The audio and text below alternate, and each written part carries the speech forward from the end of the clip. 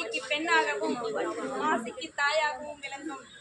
நம் தை திருநாளை நேற்று கொண்டாடிவிட்டு இன்று திருவள்ளுவரை வணங்குவதற்காக வருகை புரிந்துள்ள அனைத்து தமிழ் சான்றோர் பெருமக்களுக்கும் தலைமை ஆசிரியர் அவர்களுக்கும் சிறப்பு விருந்தினர் அவர்களுக்கும் என்னுடைய இனிய மாலை மதிய நேர வணக்கத்தை பிரித்தாக்கி குரல் நீதி என்ற தலைப்பிலே அன்பும் மரணம் வாழ்க்கையடி குரல் பண்பும் பயனும் உரைக்குதடி அன்பும் மரணம் வாழ்க்கையடி குரல் பண்பும் பயனும் உரைக்குதடி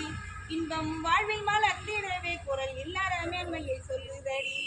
சான்றோர் வழிகள் சிறந்ததடி குரல் சால்பு பண்பை செப்புதடி